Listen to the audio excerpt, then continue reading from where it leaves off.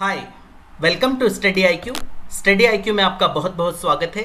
मेरा नाम है राकेश गवालरे और आज के इस वीडियो में हम लोग देखने वाले हैं मार्च 2021 का छत्तीसगढ़ का करंट अफेयर। ये उसका सेकंड पार्ट है। फर्स्ट पार्ट मैं ऑलरेडी कवर कर चुका हूं, तो आइए स्टार्ट करते हैं। पहला क्वेश्चन आपके सामने है, दुर्लभ ट्रेकारिनेट हिल टर्टल यानी पहाड़ी कछुआ केशकाल पहाड़ियों एवं उदंती सीता नदी टाइगर रिजर्व में पहली बार देखा गया। इसके संबंध में कौन सा तथ्य सत्य है? तो सबसे पहले तो आपको इसके बारे में पता होना चाहिए ट्रेकारिनेट हिल टर्टल के ये होता क्या है। तो ये ऐसे ही मान लीजिए ये कछुआ है, तो इसके ऊपर पीले कलर की 3 पट्टियां होती, 1 2 3। इसी वजह से इसे क्या कहा जाता है? ट्रेकारिनेट। और सिंस ये पहाड़ों में रहता है, इस वजह से इसे कहा जाता है हिल टर्टल यानी पहाड़ी कछुआ। और जनरली ये दिखाई नहीं देता, बहुत ही दुर्लभ है। बट आपको पता होगा इस लॉकडाउन में ह्यूमन एक्टिविटी काफी कम हो चुकी है। इंसान ने अपने घरों में रहना शुरू कर दिया, तो डेफिनेटली हमने जो जंगली जानवरों के स्थान को हड़प लिया था, तो वो अपने प्लेस पे आना शुरू हो गए। इसलिए आपने नोटिस किया होगा पूरे भारत में कई दुर्लभ जीव जंतु दिखाई दिए इस लॉकडाउन में। उसका कारण यह है कि हम उनकी जगह के ऊपर आक्रमण करके बैठे हैं, तो वो बेचारे छुप जाते हैं फिर। तो उसी का ये एक एग्जांपल है कि ट्रेकारिनेट हिल टर्टल दिखाई दिया। कहां पर? केशकाल पहाड़ियों एवं उदंती सीता नदी टाइगर रिजर्व में पहली बार देखा गया वो। अब और इससे संबंधित पॉइंट है, यह दुर्लभ प्राणी सब हिमालयन रेंज में पाया जाता है, परंतु अब छत्तीसगढ़ में भी दिखाई पड़ रहा है। जनरली ये कहां पर दिखता है? हिमालय की जो रेंज है उसके आसपास आपको देखने को मिलता है। बट अच्छी बात यह है कि छत्तीसगढ़ में भी ये दिखने लगा। यह औसत 12 सेंटीमीटर का कछुआ है, जिसके काले शल्क पर 3 पीली लकीरें होती है। मैं आपको बता चुका हूं ये, इसी वजह से इसका नाम क्या पड़ा? ट्रेकारिनेट हिल टर्टल पड़ा हुआ है। अब ये जो तीसरा पॉइंट है ये काफी इंपॉर्टेंट है। भारतीय वन्य जीव अधिनियम 1972 के अनुसार इसे सूची 1 में रखा गया। अब देखिए, आपको पता होगा कि वन्य जीव अधिनियम कब आया? 1972 में आया। क्यों आया? क्योंकि ये जो हमारे जंगली जानवर थे, इनका बहुत अवैध शिकार हो रहा था। शिकार मीन्स क्या? इनको मार देना, मारने के बाद में इनकी हड्डियां, इनकी खाल, इनका जो अंग है उनकी तस्करी करना, विदेशों में ले जाके बेच देना, उससे पैसा कमाना। इससे फिर जंगली जीवों की जो संख्या थी वो कम होती जा रही थी। इसलिए 1972 में हम अधिनियम लेके आए कि अगर आप इनका शिकार करेंगे तो हम आपको पनिश करेंगे, यानी कानून आपको सजा देगा। तो उसकी सूची बनी हुई है, 1 सूची, 2 सूची, 3 सूची, ऐसे करीब 8 सूची बनी हुई है। तो उसमें आप अंदाजा लगाइए कि ये कितना इंपॉर्टेंट है। इसको सूची नंबर 1 में शामिल किया गया। अब सूची नंबर 1 में जितने भी प्राणी हैं उसमें बाघ भी शामिल है। बाघ भी शामिल है, इसका मतलब इसको वही संरक्षण प्राप्त है जो कि बाघ को प्राप्त है। यानी टाइगर को जो संरक्षण है वही इस ट्रेकारिनेट हिल टर्टल को भी प्राप्त है। बट अनफॉर्चुनेटली वो दिखता नहीं है, और अच्छी बात है ना दिखे, क्योंकि इंसान उसका शिकार कर लेता है। तो इसका आंसर होगा उपरोक्त सभी सत्य हैं। अब इसमें याद करने जैसा क्या है? तो सबसे पहले तो ट्रेकारिनेट हिल टर्टल कहां पे मिला है? तो ये वाला आप याद ना भी रखें तो चलेगा, उदंती सीता नदी टाइगर रिजर्व में देखा गया है, ये आपको याद होना चाहिए। फिर ये हिमालय में पाया जाता है जनरली, इसके ऊपर 3 पीली लकीरें होती है, ये तो खैर अब आपको ध्यान रहे ही जाएगा। और इसको सूची 1 में रखा गया 1972 के भारतीय वन्य जीव अधिनियम में। इतना आपको याद रखना है। अगला प्रश्न देखिए, शिक्षा के क्षेत्र में किए जा रहे उल्लेखनीय कार्यों में पूरे देश के टॉप 5 आकांक्षी जिलों में छत्तीसगढ़ के 2 जिलों ने अपना स्थान बनाया। इसके संबंध में कौन सा तथ्य सत्य है? अब ये आकांक्षी जिलों के बारे में मैं पहले भी बता चुका हूं। आकांक्षी जिले हमारी जो केंद्र सरकार है उसने कुछ जिलों को सिलेक्ट किया, उन जिलों को जहां पर कि विकास अच्छे से हो नहीं पाया, खासकर उसमें भी वो जिले जो कि आदिवासी बाहुल्य है, ऐसा। और फिर वहां पर सरकार ने स्पेशल फंडिंग दी, कुछ विशेष प्रोविजन किए और वहां पे डेवलपमेंट का काम थोड़ा तेजी से करने की कोशिश की, और उन जिलों को नाम दिया क्या? आकांक्षी जिले। तो हमारे छत्तीसगढ़ के भी कुछ आकांक्षी जिले हैं। तो इनमें से शिक्षा के क्षेत्र में सबसे अच्छे प्रदर्शन करने वाले टॉप 5 जिलों में हमारे छत्तीसगढ़ के 2 जिलों ने स्थान बनाया, जो कि बहुत अच्छी बात है। और वो 2 जिले कौन से हैं? एक है दंतेवाड़ा और दूसरा है बस्तर। काफी अच्छी बात है। अब देखिए इसके और पॉइंट्स देखिए। नीति आयोग ने शिक्षा के क्षेत्र में किए जा रहे उल्लेखनीय कार्यों के आधार पर देश के आकांक्षी जिलों की जनवरी 2021 की डेल्टा रैंकिंग जारी की गई है। डेल्टा रैंकिंग होती है, ये रैंकिंग का नाम है कि कौन सा जिला अच्छा परफॉर्म कर रहा है। जो अच्छा परफॉर्म कर रहा है वो ऊपर रहेगा और जो अच्छा परफॉर्म नहीं कर रहा है वो लिस्ट में नीचे रहेगा। सिंपल सी बात है। तो इसमें छत्तीसगढ़ के दंतेवाड़ा जिले को 3रा स्थान प्राप्त हुआ है। ये आपको याद होना चाहिए, दंतेवाड़ा को 3रा स्थान और बस्तर जिले को कौन सा स्थान प्राप्त हुआ है? तो वो 4था स्थान प्राप्त हुआ है। दोनों डेटा इंपॉर्टेंट है और एक्चुअली ये पूरा ही डेटा इंपॉर्टेंट है। तो इसका आंसर होगा क्या? उपरोक्त दोनों ही सत्य हैं। याद करने जैसा क्या है? आकांक्षी जिलों में शिक्षा के क्षेत्र में 2 जिले हमारे दंतेवाड़ा और बस्तर, एक 3रे नंबर पे, 4थे नंबर पे। That's it. इतना आपको याद होना चाहिए। अगला प्रश्न देखिए। छत्तीसगढ़ के नवनियुक्त सूचना आयुक्त मनोज कुमार त्रिवेदी और धनवेंद्र जायसवाल ने पद और गोपनीयता की शपथ ली है। इसके संबंध में कौन सा तथ्य सत्य है? तो पहले तो आपको ये दोनों नाम याद होने चाहिए, क्योंकि ये किसी भी एग्जाम में आपको देखने को मिलेगा कि हमारे यहाँ पर 2 नवनियुक्त सूचना आयुक्त कौन कौन से हैं। तो एक है मनोज कुमार त्रिवेदी जी और एक धनवेंद्र जायसवाल जी। इन्होंने पद और गोपनीयता की शपथ ली है। और ये दोनों किस फील्ड से? तो ये मीडिया के फील्ड से, यानी एक तरीके से पत्रकार की इनकी पृष्ठभूमि रही। और इनमें पॉइंट देख लीजिए। वर्तमान में छत्तीसगढ़ के मुख्य सूचना आयुक्त M.K. राउत हैं। इनका नाम तो आपको बिल्कुल रटा हुआ होना चाहिए, ये तो परीक्षा में आ ही सकता है। एक्चुअली आया भी है कई बार कि वर्तमान सूचना आयुक्त कौन है। तो M.K. राउत ये मुख्य सूचना आयुक्त हैं, याद रखना। और ये 2 उनके क्या रहेंगे? डेफिनेटली ये भी सूचना आयुक्त रहेंगे, यानी मेंबर रहेंगे उस कमेटी के। जैसे अगर चुनाव आयोग की बात करें तो चुनाव आयोग में क्या होता है? एक मुख्य चुनाव आयोग तो होता है और बाकी के सदस्य होते हैं, खासकर 2 होते हैं उसमें, ऐसे 3 लोग हो जाते हैं उसमें। तो ऐसे ही यहां पर अगर देखें तो मुख्य सूचना आयुक्त कौन है? वो है M.K. राउत। और उनको असिस्ट करने के लिए 2 लोग, असिस्टेंट नहीं बोलेंगे हम, वो भी सूचना आयुक्त ही है, बट हाँ वो मदद तो करते हैं ना मुख्य सूचना आयुक्त को। मनोज कुमार त्रिवेदी और धनवेंद्र जायसवाल को इसमें पद और गोपनीयता की शपथ दिलाई गई है। तो इसका आंसर होगा क्या? उपरोक्त तो दोनों ही सत्य हैं। फिर नवनियुक्त आयुक्त मनोज कुमार त्रिवेदी और ये मीडिया की पृष्ठभूमि से, ये मैं आपको बता चुका हूं। अगला प्रश्न देखिए। फिर छत्तीसगढ़ की एक महिला है, उन्होंने काफी अच्छा काम किया है। उनका नाम है अमिता श्रीवास। अब देखिए उन्होंने क्या काम किया, बात करते हैं इसके बारे में। अंतरराष्ट्रीय महिला दिवस के दिन छत्तीसगढ़ की अमिता श्रीवास ने इतिहास रच दिया। उन्होंने अफ्रीका महाद्वीप की सबसे ऊंची चोटी माउंट किलिमंजारो को फतह किया है। अब काफी इंपॉर्टेंट है ये, क्योंकि अफ्रीका की सबसे ऊंची चोटी पहले तो यही परीक्षा में आता है, माउंट किलिमंजारो। अब सिंस ये न्यूज में है, हमारी छत्तीसगढ़ की एक महिला उस चोटी को के ऊपर पहुंची है, यानी उन्होंने उसको फतह किया है, तो ये परीक्षा में ये तो आ ही सकता है। और अमिता श्रीवास जी भी परीक्षा में आ सकती है, ये आपको पता होना चाहिए। और ये अफ्रीका महाद्वीप की सबसे ऊंची चोटी है, नाम क्या है उसका? Mount Kilimanjaro. अब देखिए इससे संबंधित और क्या डेटा है। जांजगीर चांपा की रहने वाली अमिता श्रीवास छत्तीसगढ़ की पहली महिला है जिन्होंने ये कारनामा किया है। ये है क्या? पहली महिला। इससे पहले माउंट किलिमंजारो पर छत्तीसगढ़ की कोई भी महिला नहीं पहुंची। और जिस हिसाब से मैं करंट अफेयर देखता हूं आजकल छत्तीसगढ़ के बारे में, मुझे लगता है कि छत्तीसगढ़ बहुत ही जल्दी एक डेवलप्ड राज्य बन जाएगा, इसमें मुझे कोई संदेह नहीं है। तो इन्होंने ये काफी अच्छा काम किया है। कहां की रहने वाली है ये? जांजगीर चांपा की। फिर अमिता ने अफ्रीका के तंजानिया स्थित, कहां पर है ये चोटी? तंजानिया में। किलिमंजारो की 5,895 मीटर ऊंची चोटी पर पहुंचने के बाद उन्होंने वहां पर यह भी संदेश दिया, इसलिए ये इंपॉर्टेंट हो जाता है, गढ़बो नवा छत्तीसगढ़। ये संदेश भी उन्होंने वहां पर दिया और भारतीय तिरंगा भी फहराया। अब सोचिए, पहली बात तो वो भारत को रिप्रेजेंट कर रही थी वहां पर और छत्तीसगढ़ को भी कर रही थी, फिर भी उन्होंने वहां पे भी अपनी मिट्टी को भूला नहीं, गढ़बो नवा छत्तीसगढ़, वहां भी संदेश दिया। काफी अच्छी बात है। ऐसे ग्रेट लोग होते हैं, अच्छे अच्छे लोग होते हैं। वे महिला एवं बाल विकास विभाग में आंगनवाड़ी कार्यकर्ता के रूप में कार्यरत है।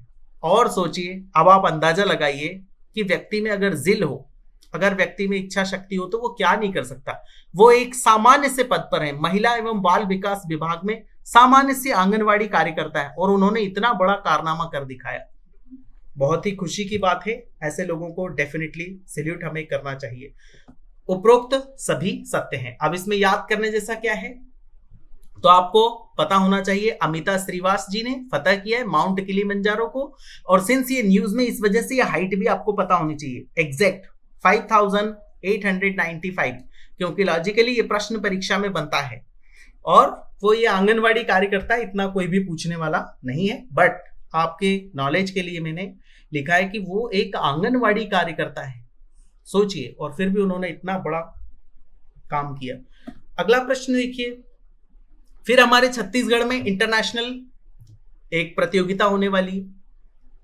इंटरनेशनल टेनिस फेडरेशन और ऑल इंडिया टेनिस एसोसिएशन की ओर से वर्ल्ड टेनिस टूर J5 प्रतियोगिता का आयोजन भिलाई में किया जा रहा है। तो पहले तो आपको यही पता होना चाहिए, क्योंकि यह भी सीधा प्रश्न परीक्षा में आ सकता है कि J5 प्रतियोगिता टेनिस की कहां पर आयोजित की गई, तो वो भिलाई में आयोजित की गई।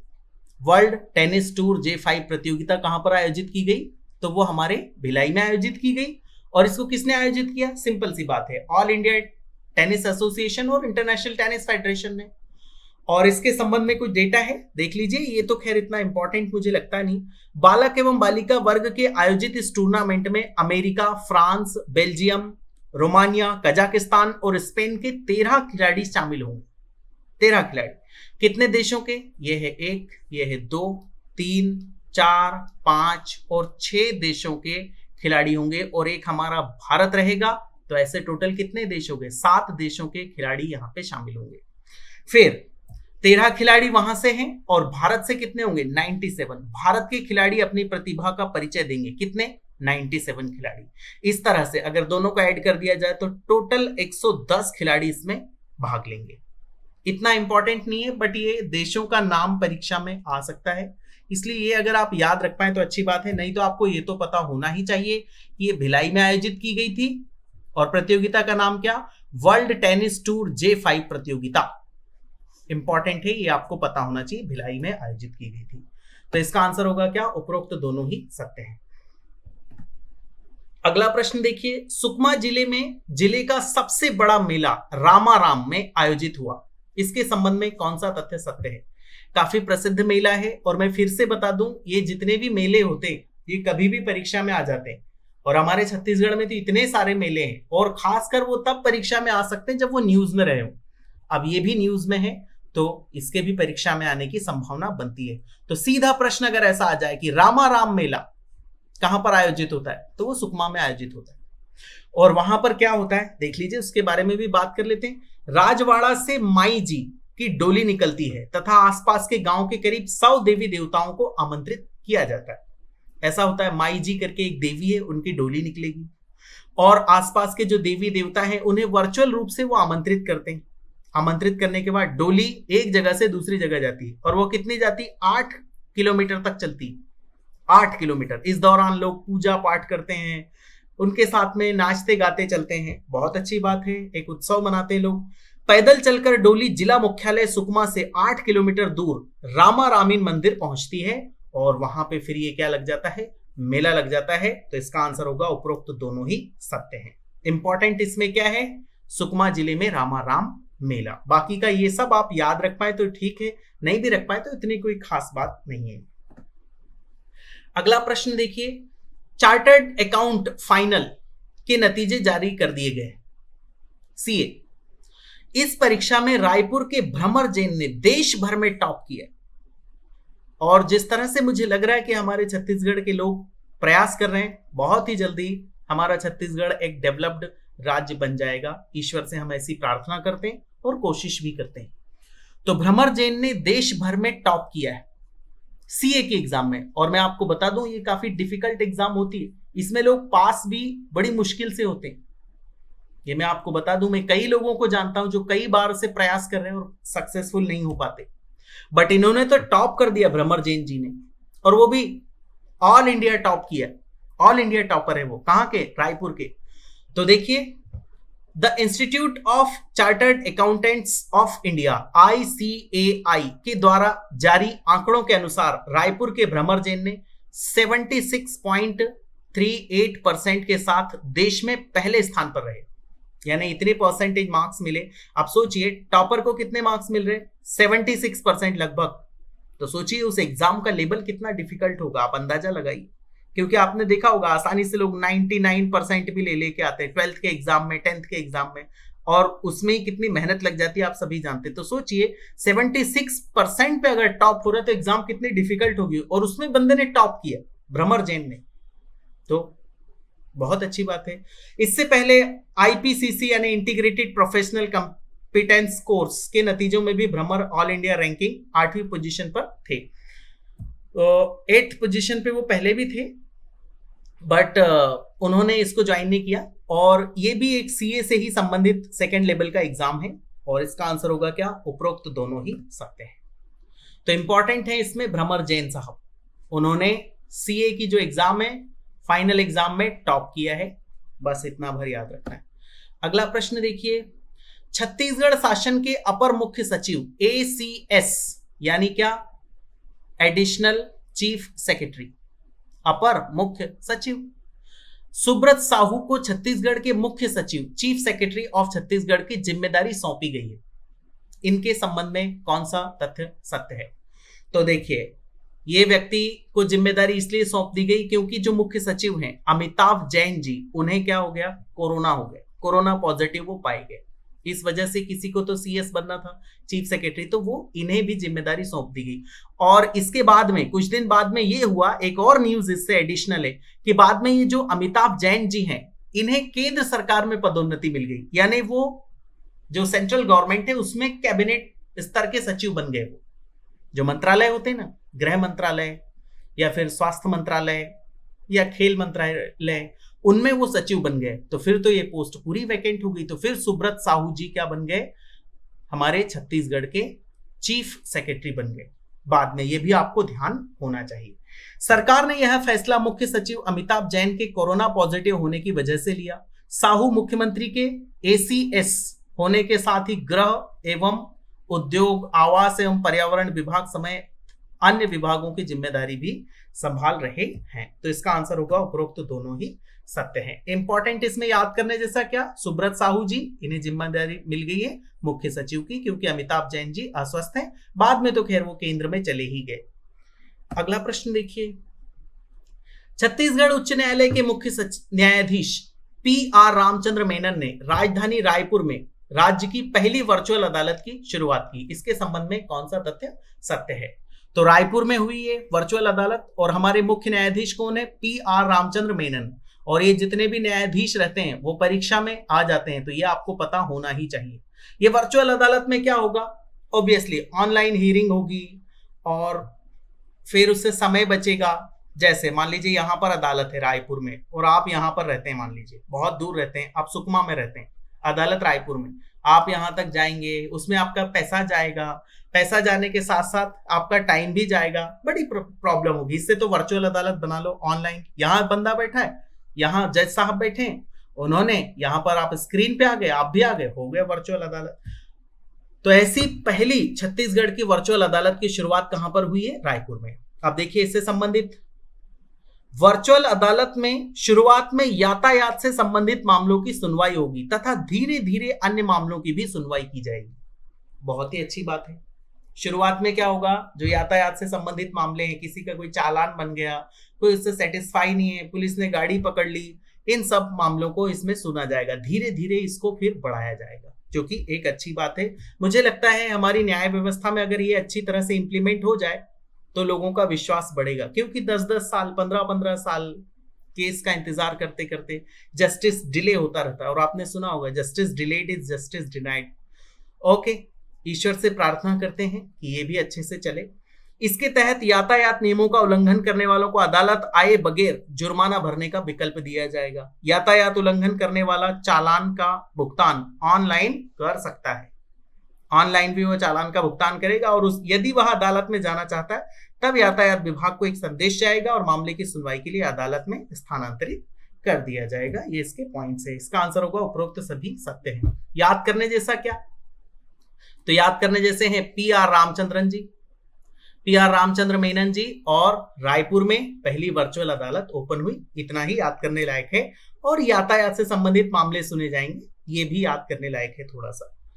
अगला प्रश्न देखिए, Indian space research organisation ISRO की राष्ट्रीय स्तर पर आयोजित वैज्ञानिक यानी सिविल चयन परीक्षा में दुर्ग की सृष्टि बाफना ने देश में पहला स्थान हासिल किया है। इसके संबंध में कौन सा तथ्य सत्य है?